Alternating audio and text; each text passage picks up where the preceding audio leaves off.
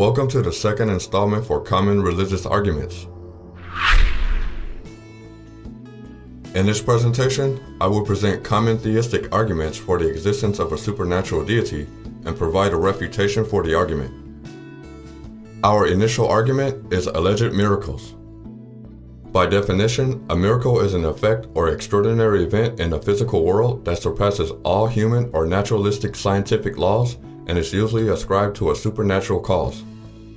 If an event has a statistically low probability of happening, this does not automatically ascribe it to having a miraculous origin.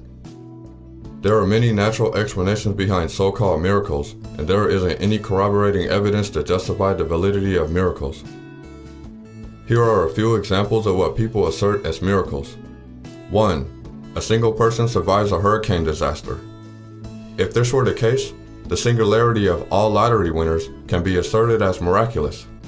A person surviving a natural disaster, while all others are not as fortunate, is just as random of an occurrence of a single person winning the lottery, while all others fail to win. 2. A family performs a ritualistic prayer for their sick son or daughter to get better in the emergency room. The child then recovers from the sickness, and the praying siblings ascribe the recovery to prayer. There are many natural factors at work here, which are the following. A. A person's immune system fighting off the sickness. B. Specifically designed medicine to combat a sickness or disease. And C. Sophisticated medical procedures. More often than not, wishful thinking is employed. Misdirection and erroneous human thought are the causing agents of asserting the recovery as miraculous.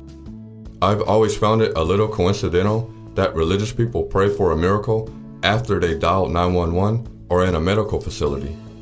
Here is a reality check. People to the contrary of your religious faith, such as me the atheist or say a Buddhist, will skeptically examine assertions and discover where cherry picking and/or confirmation bias has emerged. Let's say, for instance, something good happens to a Christian. They will ascribe it to God because it fulfills their concept of belief. People almost always find what they're expecting to find if they allow their expectations to guide their search. Considering an omnibenevolent being singling out all your fellow men while attempting to quote-unquote miracle one person out of a tragedy is immoral to gargantuan proportions and has a definite malign nature. God is usually not held responsible for the thousands of people that do die in natural disasters, such as the 2004 Asian tsunami, which wiped out 250,000 people. Thinking in this way is to reason prematurely about the suffering of others and is easily transparent as a double standard not to attribute the suffering of innocent human beings to your particular deity. Our second most common argument is, without God, there is no basis for our ethical intuitions. According to theists, namely Christians, and in rare instances secular communities, our sense of ethics would not exist without a deity or divine text. This argument unabashedly attempts at placing atheists in the dark and insists the rejection of a deity will lead to unethical behavior. In the tiresome arguments from religious apologists, let's take William Lane Craig, a devout religious apologetic and respectable public debater, asserts that our ethical intuitions source from God's commands. This argument is used so commonly for the sake of debate that apologists formulated a name for it, divine command theory. Actions commanded by this deity is intrinsically moral because it was commanded by him, therefore amassing objectivity in our moral standards. Considering this argument from a rational standpoint begs the question, is rape objectively immoral? To most, myself definitely included, and for the love of whichever God you profess to worship, you should consider rape objectively immoral.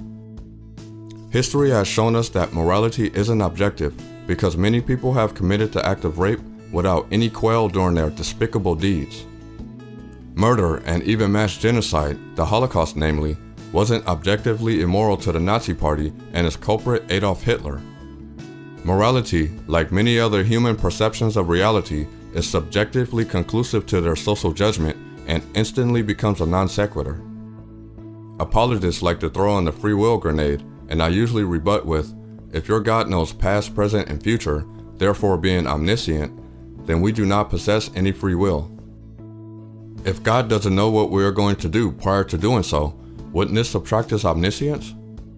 The definition of morality to a human being will be entirely different to a deity. Morality means consistent with God's nature, and God is the architect of what is intrinsically right and wrong.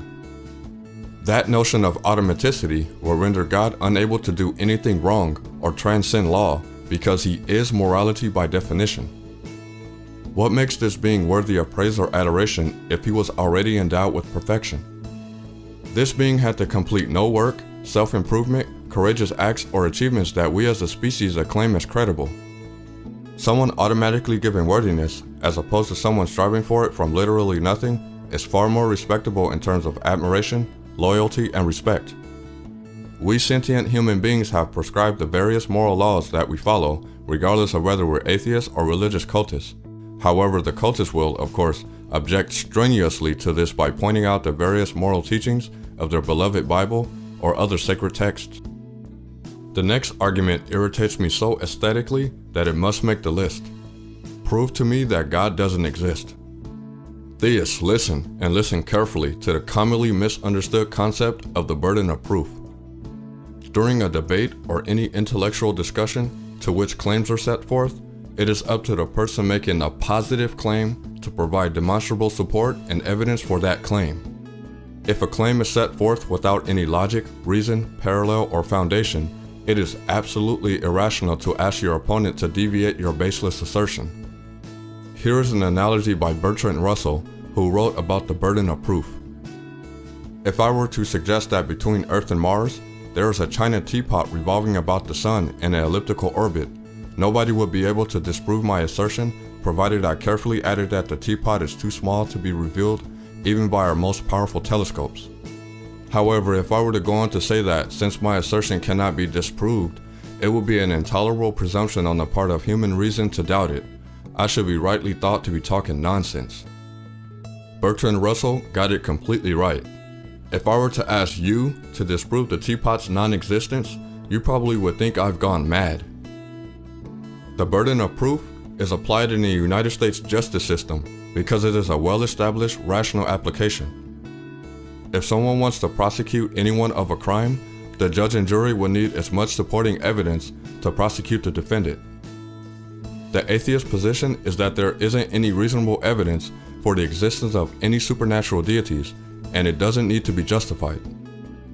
This shift in a burden of proof is naturally the end result in a debate concerning religion or any other topics respectively, where you stumped the opponent's opposition with ambitious, logical questions. For our last argument, I'm going to grab the high-hanging fruit to what theists claim to be the strongest argument for the existence of God, the ontological argument. It is widely accepted that the first ontological argument was proposed by Anselm of Canterbury in his work Proslogion. Anselm defined God as to which nothing greater can be conceived, and then argued that this being must exist in the mind, even in the mind of the fool that denies the existence of God. If the greatest possible being exists in the mind, it must also exist in reality. If it only exists in the mind, then an even greater being must be possible, one which both exists in the mind and in reality. Therefore, this greatest possible being must exist in reality. A supreme being existing in our mind, or to which everyone, even a non-believer, thinks about, is quite a good argument if you're not critically thinking. This argument further supports common secular contentions that a deity is only a figment of the human imagination. Allow me to illustrate my problems with this argument. 1. The very claim, God exists, is nonsensical because it is not true by definition and is therefore synthetic, not analytic. However, we have never experienced a God, so even this assertion is baseless. God is something which has a certain set of defined properties, although this doesn't mean it has to exist just like, for example, a unicorn. Adding exists on the end is illogical because it claims that the definition of God includes something that exists outside of our minds, and this is not necessarily true. For example, God is perfectly true because the idea of perfection is included in the definition of God. Existence, however, is not because we have no experience of God existing in the physical world. This makes the entire argument fall apart before it even gets off the ground. The word for this type of argument is a priori, or independent of experience and evidence. God being quote-unquote great inside my brain and outside of my brain is just a disarray of the use of language. There are two things going on here, and that will be the imagined God in my brain and then an idea. I just conceived a red car in my brain. The red car is only a cognitive illusion, not actually a red car. The red car, in its literal sense, is merely a conceptual illusion and shouldn't be taken with a grain of salt. God is only the greatest idea a human mind can conceive. Because our mind can't conceive any beings, it will only create thoughts, concepts, or cognitions. It would be like saying a drafter designed a building, when in reality the drafter designed only a simulation of the building. The fallacy of this reasoning is that our cognitive faculties at the level of the brain cannot exist outside of our heads, and this applies to metaphysical material existing inside of our minds. The word salad and futile repetition in its immediate context, or commonly known as a tautology, is what this argument routes back to, which is well perceived as an abstract conception. 3. The finite mind cannot conceive of an infinite God, therefore the ontological argument fails to apply to reason. You can imagine all you want, however that does not equate to understanding. Asserting that no greater being can be conceived does not change reality. In terms of theism, God is labeled as omnipotent, omniscient, and perfectly moral. Omnipotence and omniscience cannot be mutually compatible because if God is omnipotent, then he should be able to create a being with free will. If he is omniscient, then he should know exactly what such a being would do, thus rendering them without free will. A paradox is the result, and further analysis would render the ontological argument unappealing to reason because the attributes required for such a supreme being cannot exist simultaneously, resulting in a high probability of non-existence. In conclusion, people's true colors emerge when you declare that you're not going to live your very one life by their rules. The world we live in is having someone sit in a perpetual seat of their comfort zone. Coming out of the comfort zone isn't easy, I assure you, and it's that very comfort zone that is so unthinkably difficult to break. It's merely an insurance policy to stay in line and not dare break the perpetual cycle. But guess what? I did. The rules of the game were carved in stone, and I didn't do what was quote-unquote expected of me. My parents asked, what happened? Reason is what happened. They now feel that they failed catastrophically because their son or daughter is now quote-unquote different. Thinking about the long lineage of my ancestors meeting and mating, for me to be here producing this video, and all the other ways that I could not exist, make this life astronomically precious. Through conscientious empirical analysis of someone watching my back, forgiving me when I do undesirable deeds, and giving me the power to move forward, I concluded that this being loves me unconditionally. This being keeping score, which cumulatively attributed to the track record of life, I concluded after employing rational critical free thought that the being doing all the unconditional love was in fact me. Thanks for watching the second installment for Common Religious Arguments. Hit that subscribe button for more videos. There will be another sequel to this video, so keep your eyes even more peeled. I'm honored to announce that I've reached the milestone of 1,000 subscribers. Thanks for your continued support. Shoutouts to ClarkyClark, Atheist Minority, ForbiddenFruit, and TheVeganAtheist for giving me the inspiration to produce religious presentations. Follow me on Twitter here and stay up to date with my atheism and scientific projects. Click on the cube to subscribe and continue the progressively growing and effective critical free thought movement.